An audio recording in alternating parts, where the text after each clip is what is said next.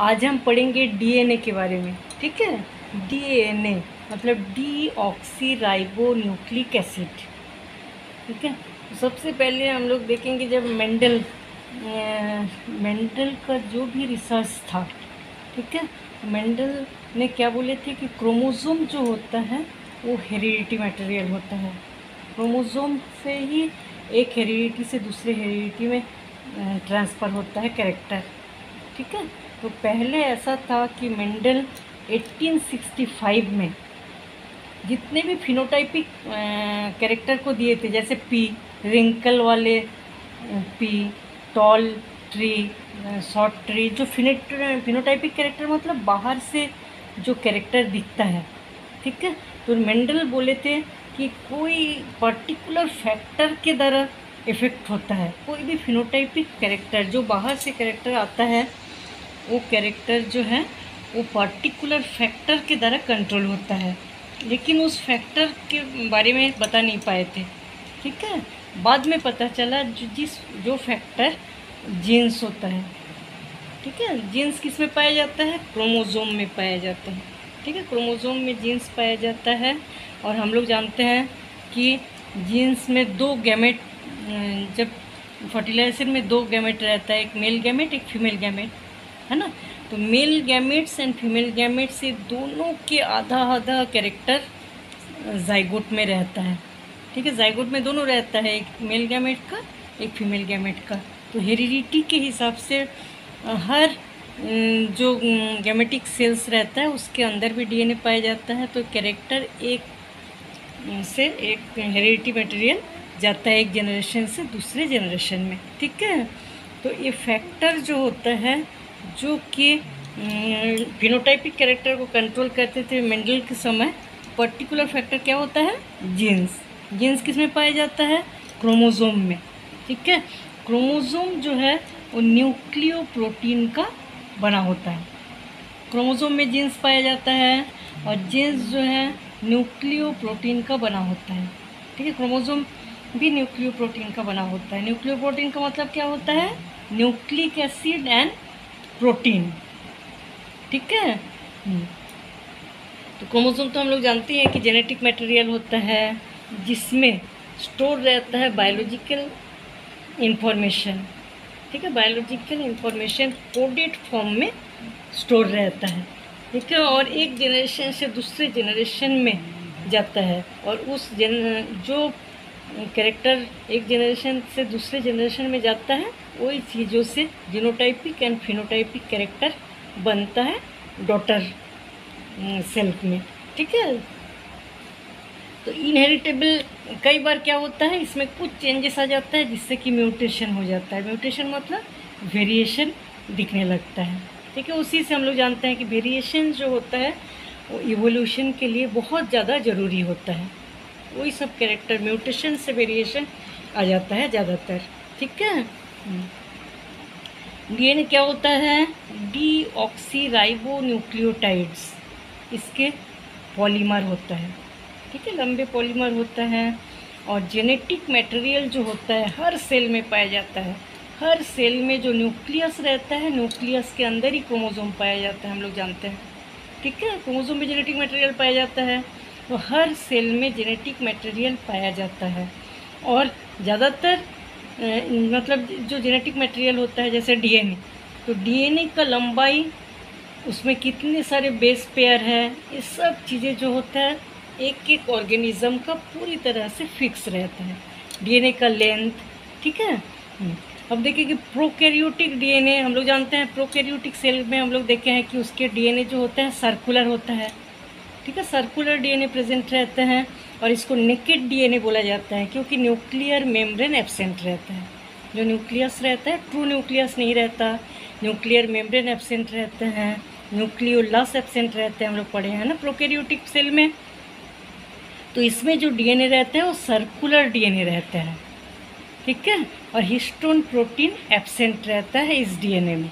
और डीएनए के अलावा भी, सर्कुलर डीएनए के अलावा भी छोटे छोटे बहुत सारे डीएनए पाया जाता है गोल गोल, जिसको बोला जाता है प्लास्मिड्स, ठीक है। प्लास्मिड्स जो है उसको extra chromosomal small circular DNA भी बोला जाता है। एक्स्ट्रा क्रोमोसोमल मतलब मेन जो सर्कुलर डीएनए रहता है उससे अलग रहता है छोटे छोटे गोल गोल बहुत सारे डीएनए, ठीक है, सर्कुलर डीएनए जिसको बोला जाता है प्लास्मिड्स, ठीक है। तो ये जो प्रोकैरियोटिक वाला जो डीएनए रहता है इसमें हिस्टोन प्रोटीन एब्सेंट रहता है। तो यूकैरियोटिक डीएनए जो होता है अलग टाइप का होता है। यूकैरियोटिक डीएनए में लीनियर टाइप क्रोमोसोम पाया जाता है। इसमें हम लोग जानते हैं कि न्यूक्लियस भी अच्छा रहता है, क्लियर रहता है, न्यूक्लियर मेम्ब्रेन अच्छे से रहता है, न्यूक्लियोलस प्रेजेंट रहता है, और इसके अंदर जो डीएनए रहता है वो कैसा रहता है, क्रोमोसोम लीनियर, ठीक है, लीनियर टाइप क्रोमोसोम प्रेजेंट रहता है इसमें। और यूकैरियोटिक में हिस्टोन प्रोटीन पाया जाता है। माइटोकॉन्ड्रिया एंड प्लास्टिड जो होता है उसमें भी डीएनए रहता है। तो माइटोकॉन्ड्रिया एंड प्लास्टिड जो सेल ऑर्गेनेल्स रहता है उसमें प्लास्टिड रहता है। हम लोग जानते हैं सेल ऑर्गेनेल्स जो है न्यूक्लियस के अंदर नहीं रहता, न्यूक्लियस के बाहर साइटोप्लाज्म में रहता है, इसलिए इसको बोला जाता है extra nuclear DNA. Extra nuclear DNA बोला जाता है माइटोकॉन्ड्रिया एंड प्लास्टिड के डीएनए को, ठीक है। सेमी ऑटोनोमस सेल ऑर्गेनेल्स बोलता है माइटोकॉन्ड्रिया एंड प्लास्टिड को, क्योंकि उसके अंदर डीएनए पाया जाता है, ठीक है। हम लोग क्या पढ़े, डीएनए हम सबसे पहले मेंडल ने बहुत कुछ बताए थे, लेकिन मेंडल ये नहीं बता पाए थे कि जीन्स के द्वारा ही ट्रांसफ़र होता है एक जनरेशन से दूसरे जनरेशन में, ठीक है। उसने बोले थे कि क्रोमोसोम जो होता है वो उसमें हेरिडिटी कैरेक्टर रहता है और उसी से फिनोटाइपिक कैरेक्टर जो है शो होता है, ठीक है। बाद में पता चला कि वो जो फैक्टर होता है जिसके कारण एक जनरेशन से दूसरे जनरेशन में हेरिडिटी जो कैरेक्टर है वो ट्रांसफ़र होता है, वो जीन्स होता है। जीन्स किस में रहता है, क्रोमोसोम में, ठीक है। और क्रोमोसोम जो होता है न्यूक्लियो प्रोटीन का बना होता है। न्यूक्लियो प्रोटीन मतलब न्यूक्लिक एसिड एंड प्रोटीन, ठीक है। क्रोमोसोम में एक ये रहता है, बायोलॉजिकल इन्फॉर्मेशन जो है कोडेड फॉर्म में स्टोर रहता है। एक जनरेशन से दूसरे जनरेशन में जो कैरेक्टर होता है वो ट्रांसफ़र होता है। बहुत सारे इनहेरिटेबल चेंज हो जाता है म्यूटेशन के कारण, ठीक है। और उस म्यूटेशन से जो वेरिएशन आता है वो इवोल्यूशन के लिए ज़रूरी होता है, ठीक है। अब हम क्या देखे थे, जेनेटिक मटेरियल हर सेल में पाया जाता है। हर सेल में हम लोग जानते हैं न्यूक्लियस रहता है ना, और न्यूक्लियस के अंदर क्रोमोसोम रहता है, क्रोमोसोम में जेनेटिक मटेरियल पाया जाता है। तो डीएनए जो होता है ज़्यादातर एक एक ऑर्गेनिज्म में सेम टाइप का होता है, ठीक है। डीएनए की लंबाई, कितने जीन्स प्रेजेंट रहता है, ये सब चीज़ें पूरा सेम रहता है एक एक स्पेसीज़ में। उस स्पेसीज़ का स्पेशल कैरेक्टर होता है ये कि डीएनए कितने लंबे हैं, डीएनए में कितने सारे बेसेस पाया जाता है, ठीक है। प्रोकैरियोटिक में सर्कुलर डीएनए होता है और नेकेड डीएनए होता है, क्योंकि न्यूक्लियर मेम्ब्रेन एब्सेंट रहता है, हिस्टोन प्रोटीन एब्सेंट रहता है प्रोकैरियोटिक में। एक्स्ट्रा क्रोमोसोमल छोटे छोटे सर्कुलर डीएनए पाया जाता है जिसको बोला जाता है प्लास्मिड्स, ठीक है। और यूकैरियोटिक जो डीएनए होता है वो लीनियर होता है, ऐसे लंबे लंबे सेट रहता है, ठीक है। तो इसमें हिस्टोन प्रोटीन प्रेजेंट रहता है, ठीक है। एक सेल के जो सेल ऑर्गेनेल्स रहते हैं न्यूक्लियस के अलावा माइटोकॉन्ड्रिया, प्लास्टिड, इसमें भी डीएनए पाया जाता है, इसलिए इसको बोला जाता है एक्स्ट्रा न्यूक्लियर डीएनए, न्यूक्लियस के बाहर, ठीक है। अब देखो डीएनए के बारे में जब हम लोग पढ़ते हैं हम लोग जानते हैं कि ज़्यादातर डीएनए जो होता है डबल स्ट्रैंडेड होता है। प्रोकैरियोटिक यूकैरियोटिक सेल्स में ज़्यादातर ऐसा देखा गया है कि जो डीएनए होता है वो डबल स्ट्रैंडेड होता है, लेकिन कुछ वायरस एक्सेप्शन है, जैसे बैक्टीरियोफेज, उसमें सिंगल स्ट्रैंडेड, एक ही स्ट्रैंडेड डीएनए पाया जाता है, ठीक है। डीएनए की करेक्ट स्ट्रक्चर जो है James Watson and Francis Crick ने दिए थे 1953 में, ठीक है। उसने एक मॉडल दिए थे जिसमें डीएनए के स्ट्रक्चर के बारे में बताए थे, डबल हेलिक्स स्ट्रक्चर के बारे में बताए थे। तो उसका है वाटसन एंड क्रिक मॉडल, उसको बोला जाता है वाटसन एंड क्रिक मॉडल, ठीक है। सबसे पहले डीएनए का करेक्ट स्ट्रक्चर किसने दिए थे, James Watson and Francis Crick 1953 में।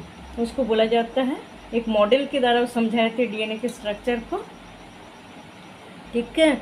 उसको वाटसन एंड क्रिक मॉडल बोला जाता है। वाटसन, क्रिक एंड विल्किंस, ये तीनों को नोबेल प्राइज़ दिया गया था 1962 में डीएनए के स्ट्रक्चर को बताने के लिए, ठीक है। उसने क्या बोले थे, डीएनए डबल हेलिकल स्ट्रक्चर होता है, इस टाइप के 2 रिबन शेप स्ट्रक्चर कॉइल रहता है, बहुत सारे पॉलीन्यूक्लियोटाइड चेन, 2 पॉलीन्यूक्लियोटाइड चेन होता है, और इसके बीच में बेस पेयर रहता है और हाइड्रोजन बॉन्ड के द्वारा कनेक्ट रहता है, ठीक है।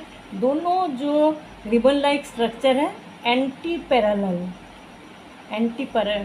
होता है, ठीक है, और दोनों कॉम्प्लीमेंट्री होता है। उसके बारे में हम लोग अच्छे से देखेंगे, ठीक है। सबसे पहले हम लोग देखते हैं कि डीएनए का जो डबल हेलिक्स मॉडल है, 2 थ्योरी उसके पहले दिया गया था, उस थ्योरी को देखते हुए डीएनए का double helix model Watson and Crick ने बनाए थे, ठीक है। एक था चारगर्ब्स रूल्स और दूसरा एक्स-रे क्रिस्टलोग्राफी ऑफ डीएनए। इन दोनों के बेस पर डीएनए का मॉडल बनाए थे वाटसन एंड क्रिक ने, ठीक है। चलो सबसे पहले हम लोग देखते हैं चारगर्ब्स रूल्स क्या होता है। चारगर्ब्स रूल जो होता है, केमिकल एनालिसिस ऑफ डीएनए किया गया था। डीएनए के केमिकल एनालिसिस के बारे में 1940 में चारगर्ब्स ने एक रोल दिए थे। उसने क्या बोले थे कि जितना पिरिमिडिन रहता है, जितना नंबर ऑफ पिरिमिडिन, जैसे साइटोसिन, थाइमिन, सेम इक्वल रहता है नंबर ऑफ प्यूरिन के। इसके बारे में हम लोग न्यूक्लिक एसिड में पढ़े हैं कि प्यूरिन जो है एडेनिन, गुआनिन होता है, पिरिमिडिन साइटोसिन, थाइमिन और यूरेसिल होता है ना। यूरेसिल जो है आरएनए में रहता है, वो पिरिमिडिन होता है। तो जितने द नंबर ऑफ पिरिमिडिन जितना होता है इक्वल टू प्यूरिन का नंबर होता है, चारगर्ब्स ने वो बताए थे, ठीक है। और quantity of adenine always equal to thymine. Adenine का क्वांटिटी थाइमिन के क्वांटिटी हमेशा सेम होता है, और गुआनिन और साइटोसिन के क्वांटिटी भी सेम होता है, इसने बताए थे, ठीक है।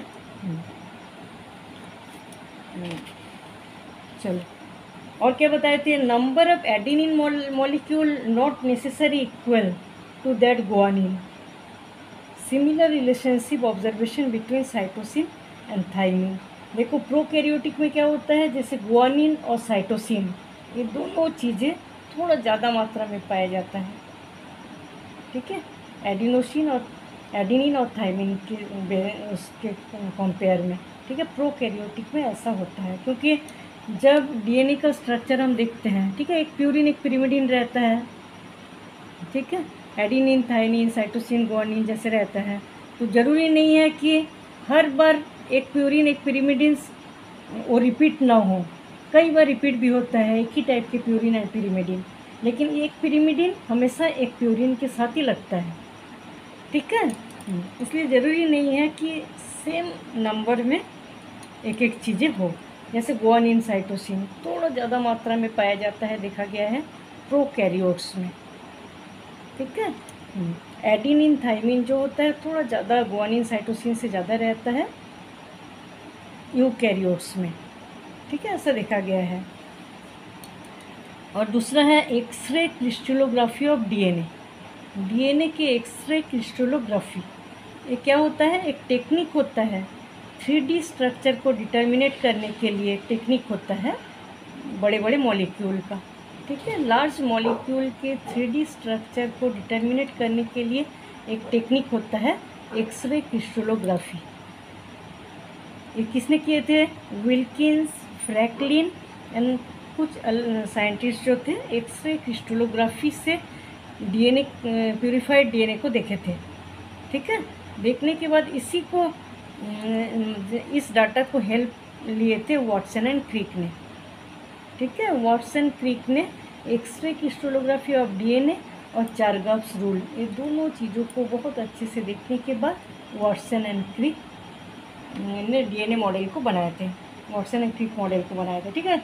तो हम लोग क्या देखे कि ज़्यादातर प्रोकैरियोट्स, यूकैरियोट्स, ज़्यादातर सभी प्रोकैरियोट्स, यूकैरियोट्स में डबल स्ट्रैंडेड डीएनए पाया जाता है, लेकिन कुछ वायरस, बैक्टीरियोफेज देखा गया जिसमें सिंगल स्ट्रैंडेड डीएनए पाया जाता है। ठीक है, डीएनए के करेक्ट स्ट्रक्चर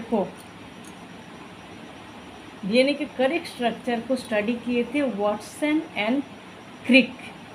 ठीक है, James Watson and Francis Crick 1953 में उसने एक मॉडल दिया था जिसको वाटसन एंड क्रिक मॉडल बोला जाता है। ठीक है, वाटसन, क्रिक एंड विल्किंस, ये तीनों को नोबेल प्राइज़ दिया गया था 1962 में। डीएनए के स्ट्रक्चर के बारे में उसने बताए थे इसके लिए। ये उसने क्या बोले थे, डीएनए जो होता है एक डबल हेलिक्स स्ट्रक्चर होता है, 2 पॉलीन्यूक्लियोटाइड चेन आपस में कनेक्टेड रहता है हाइड्रोजन बॉन्ड के द्वारा। ठीक है, और पॉलीन्यूक्लियोटाइड चेन जो होता है कॉम्प्लीमेंट्री स्ट्रैंड और एंटी पैरेलल होता है एक दूसरे के। ठीक है, उसके बारे में हम लोग अच्छे से पढ़ेंगे अभी। उसने 2 रूल्स को देख के बनाए थे, एक था चार्गव्स रूल, दूसरा एक्सरे क्रिस्टलोग्राफी। ठीक है, चार्गव्स रूल में क्या था, प्यूरिन और पिरिमिडिन ये दोनों का नंबर सेम होता है, द क्वांटिटी भी एडिनिन सेम थाइमिन के समान क्वांटिटी रहता है और गुआनिन का क्वांटिटी साइटोसिन के समान रहता है। ठीक है, ऐसा ज़रूरी नहीं कि गुआनिन, साइटोसिन, एडिनिन, थाइमिन इस सब का मात्रा इक्वल रहे। कैसा है, कई बार एक ही बेस पेयर जो है वो कई बार रिपीट भी हुआ है। ठीक है, और एक्सरे क्रिस्टलोग्राफी डीएनए में क्या होता है, बड़े बड़े मॉलिक्यूल के 3D स्ट्रक्चर को डिटर्मिनेट करने के लिए एक टेक्निक, उस टेक्निक से डीएनए का स्टडी किया गया था। कौन किए थे, विल्किंस, फ्रैंकलिन और कुछ अलग साइंटिस्ट ने किए थे। ठीक है, तो वाटसन एंड क्रिक ने ये दोनों मॉडल को देखते हुए अपना वाटसन एंड क्रिक मॉडल दिए थे। चलो हम लोग अब देखते हैं वाटसन एंड क्रिक्स जो मॉडल है, मॉलिक्यूलर स्ट्रक्चर ऑफ डीएनए को अच्छे से देखेंगे वाटसन एंड क्रिक मॉडल के हिसाब से। ठीक है, हम लोग जानते हैं कि बहुत सारे न्यूक्लियोटाइड से बना होता है डीएनए, पॉलीन्यूक्लियोटाइड चेन का बना होता है। ठीक है, डीएनए की स्ट्रक्चर इस टाइप का होता है। ठीक है, इसमें दोनों जो पॉलीन्यूक्लियोटाइड चेन है, ये चेन जो है इसको क्या बोलेंगे हम, sugar phosphate chain, sugar phosphate chain. और बीच में रहता है बेस पेयर, हाइड्रोजन बॉन्ड के द्वारा बेस पेयर जुड़ा हुआ रहता है। ठीक है, देखो इस टाइप का होता है, एकदम लास्ट में फॉस्फेट, उसके पहले शुगर और बीच में 2 बेस पेयर और हाइड्रोजन बॉन्ड के द्वारा जुड़ा रहता है। एडिनिन और थाइमिन जो होता है वो डबल बॉन्ड होता है और गुआनिन, साइटोसिन में ट्रिपल बॉन्ड। ठीक है, 2 हाइड्रोजन बॉन्ड की तरह जुड़ा रहता है, 3 हाइड्रोजन बॉन्ड की तरह जुड़ा रहता है। इस टाइप का डीएनए का स्ट्रक्चर होता है। ठीक है,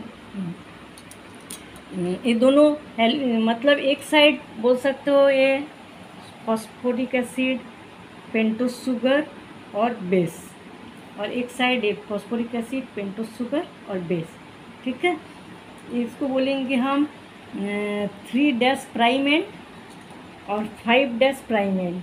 इसको 5' प्राइमेंट और 3' प्राइमेंट, मतलब दोनों जो कॉइल है उल्टा है, एंटी पैरेलल। ठीक है, एंटी पैरेलल होता है। इसका 3' ऊपर है और नीचे 5' है, इसका 5' ऊपर है, नीचे 3' है। एंटी पैरेलली अरेंज रहता है 2 पॉलीन्यूक्लियोटाइड चेन। ठीक है, न्यूक्लियोटाइड किसको बोलेंगे, हम लोग पढ़े थे, न्यूक्लियोटाइड किसको बोलते हैं, न्यूक्लियोसाइड और फॉस्फोरिक एसिड, ये दोनों को मिलके एक न्यूक्लियोटाइड बनता है। ठीक है, और न्यूक्लियोसाइड क्या है, nitrogen bases and pentose sugar, nitrogen bases pentose sugar nucleoside. Nucleotide क्या, nitrogen bases pentose sugar and phosphoric acid. ठीक है, तो 2 न्यूक्लियोटाइड, बहुत सारे न्यूक्लियोटाइड, एक न्यूक्लियोटाइड है जिसमें phosphoric acid, pentose sugar, basis, इस टाइप के बहुत सारे न्यूक्लियोटाइड मिलकर क्या बनता है, पॉलीन्यूक्लियोटाइड। ठीक है, डीएनए क्या होता है, पॉलीन्यूक्लियोटाइड चेन का बना होता है। ठीक है, और किनारे किनारे इसको बोलेंगे हम शुगर फॉस्फेट चेन, किनारे किनारे शुगर एंड फॉस्फेट रहता है और बीच में रहता है बेस, हाइड्रोजन बॉन्ड से जुड़ा हुआ रहता है। डीएनए का मेन स्ट्रक्चर ऐसा है। ठीक है, 2 polynucleotide chain wrapped helically, 2 polynucleotide chain wrapped helically, बीच में base pair, sugar phosphate bond, ठीक है। अब क्या देखेंगे, जो डीएनए के एक कॉम्प्लीट टर्न, देखो इस टाइप का एक होता है, इसको हम एक टर्न बोलेंगे ऐसे, ठीक है। एक जो टर्न होता है 34 एंगस्ट्रॉम का होता है, एक कॉम्प्लीट टर्न डीएनए का 34 एंगस्ट्रॉम का होता है। और एक कॉम्प्लीट टर्न में 2 ग्रुव आता है, एक छोटा सा ग्रुव आया और एक बड़ा सा, ठीक है। इतना बड़ा एक छोटा सा 2 ग्रुप, तो बड़ा जो ग्रुप होता है उसको बोला जाता है मेजर ग्रुप, और छोटा जो ग्रुप होता है उसको क्या बोलेंगे, माइनर ग्रुप, ठीक है। और दोनों बेस पेयर जो एडेनिन, थाइमिन, गुआनिन, साइटोसिन जो है वो हाइड्रोजन बॉन्ड की तरह जुड़ा हुआ रहता है। हर पीस जो होता है उसमें 2 ग्रुप होता है, एक मेजर एंड माइनर ग्रुप। और हर जो एक एक देखो, एक टर्न मतलब ऐसा ऐसा, ठीक है। इसमें 5 न्यूक्लियोटाइड और इसमें 5 बेस पेयर, इसमें 5 बेस पेयर, मतलब 10 बेस पेयर प्रेजेंट रहता है एक टर्न में। एक टर्न में 10 बेस पेयर प्रेजेंट रहता है, ठीक है। Distance between 2 base pair, 2 base pair के बीच में जो डिस्टेंस होता है 3.4 एंगस्ट्रॉम होता है, ठीक है। 2 चेन कॉम्प्लीमेंट्री बोला जाता है ईच अदर, क्योंकि एक प्यूरिन हमेशा एक पिरिमिडिन से ही जुड़ता है, एक पिरिमिडिन एक प्यूरिन से जुड़ता है। देखो प्यूरिन इस साइड भी हो सकता है, इस साइड भी हो सकता है, ठीक है। यहाँ प्यूरिन रहेगा तो यहाँ पिरिमिडिन रहेगा, यहाँ पिरिमिडिन रहेगा तो यहाँ प्यूरिन रहेगा, मतलब प्यूरिन के साथ हमेशा पिरिमिडिन ही जुड़ता है। इसको बोला जाता है कॉम्प्लीमेंट्री बेस पेयर, ठीक है। इस टाइप से है। अब देखो, जो बेस पेयर रहता है नाइट्रोजन बेस, वो शुगर, पेंटोस शुगर से जुड़ा रहता है, इसको बोला जाता है ग्लाइकोसाइडिक बॉन्ड। शुगर से जब जुड़ा रहता है बेस, जैसे शुगर से बेस जुड़ा रहता है, जिस बॉन्ड से जुड़ा रहता है इसको क्या बोला जाता है, ग्लाइकोसाइडिक बॉन्ड, ठीक है। और फॉस्फोरिक एसिड से फॉस्फोरिक एसिड के साथ जो शुगर जुड़ा रहता है इसको बोला जाता है फॉस्फोडाइएस्टर बॉन्ड, ठीक है। फॉस्फोडाइएस्टर बॉन्ड से फॉस्फोरिक एसिड शुगर के साथ जुड़ा रहता है, और ग्लाइकोसाइडिक बॉन्ड के साथ बेस पेयर जो है शुगर के साथ जुड़ा हुआ रहता है, ठीक है। अब देखो ये नाइट्रोजन बेस है जैसे, तो इसके मतलब ऐसा रहता है कि एक पोजीशन वाले जो कार्बन है, ठीक है, एक पिरिमिडिन के जो 1 वाला कार्बन रहता है उसके साथ 1 वाला नाइट्रोजन जुड़ा रहता है, जो कि ग्लाइकोसाइडिक बॉन्ड बनाता है, ठीक है। लेकिन प्यूरिन के साथ ऐसा नहीं है, प्यूरिन के साथ 9 वाला जो नाइट्रोजन रहता है 1 वाले कार्बन के साथ जुड़ा रहता है पेंटोस शुगर के, क्योंकि इसमें 2 रिंग पाया जाता है प्यूरिन में, पिरिमिडिन में 1 रिंग, इसलिए पिरिमिडिन के 1 वाले नाइट्रोजन के साथ 1 वाला कार्बन जुड़ा रहता है, और प्यूरिन के 9 वाले नाइट्रोजन के साथ 1 वाला कार्बन जुड़ा रहता है, ठीक है। चलो हम लोग वाटसन एंड क्रिक मॉडल को देख लेते हैं। इस मॉडल में जितना कुछ है हम लोग यहाँ पढ़ लिए, ठीक है।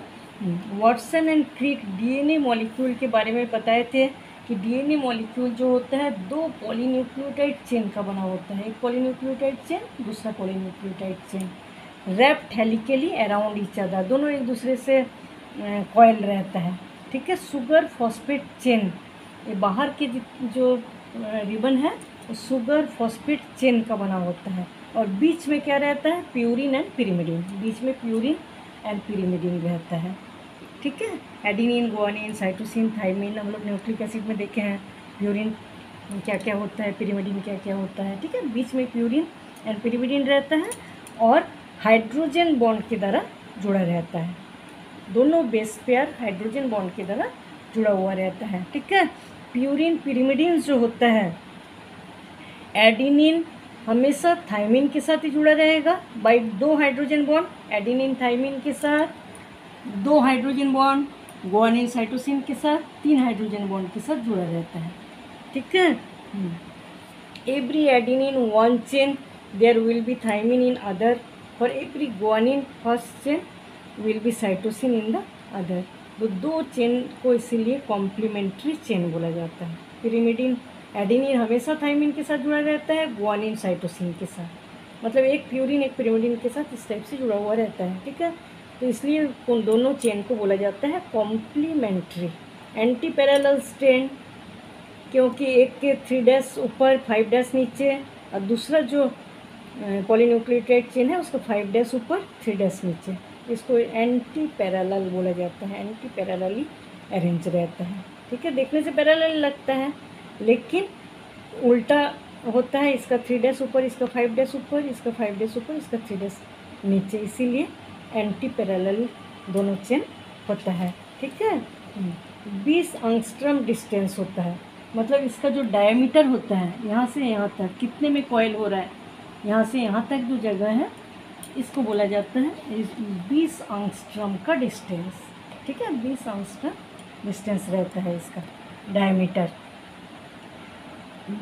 Coiling of double helix right handed, ठीक है।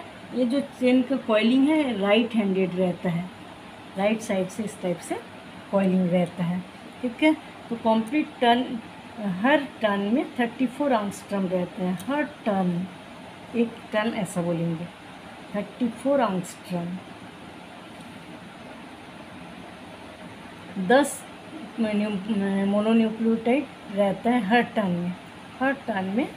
जैसे एक टर्न हुआ, इसमें 5 इसमें 5, ठीक है। हर टर्न में 10 मोनोन्यूक्लियोटाइड रहता है, ठीक है। यही है। In every organism sequence of nucleotide in DNA is constant. Every organism में जो सीक्वेंस होता है बेस पेयर का वो कांस्टेंट रहता है, एक ही टाइप के रहता है। इस हिसाब से उस ऑर्गेनिज्म का वो कैरेक्टर होता है, ठीक है। जैसे ज़रूरी नहीं यहाँ एडिनिन, यहाँ थाइमिन, यहाँ गुआनिन, साइटोसिन यही चीज़ रिपीट होता रहे। कई बार ऐसा होता है एडिनिन थाइमिन करके 3-4 बार रिपीट होता है, उसके बाद फिर दूसरा गुआनिन साइटोसिन पाया जाता है। ये अलग अलग ऑर्गेनिज्म में इसका सीक्वेंस अलग अलग टाइप का रहता है, लेकिन प्यूरिन के साथ हमेशा pyrimidine से जुड़ा रहता है, एडिनिन थाइमिन के साथ, गुआनिन साइटोसिन के साथ, ठीक है। इस टाइप से डीएनए जो है वो कंप्लीट हो जाता है।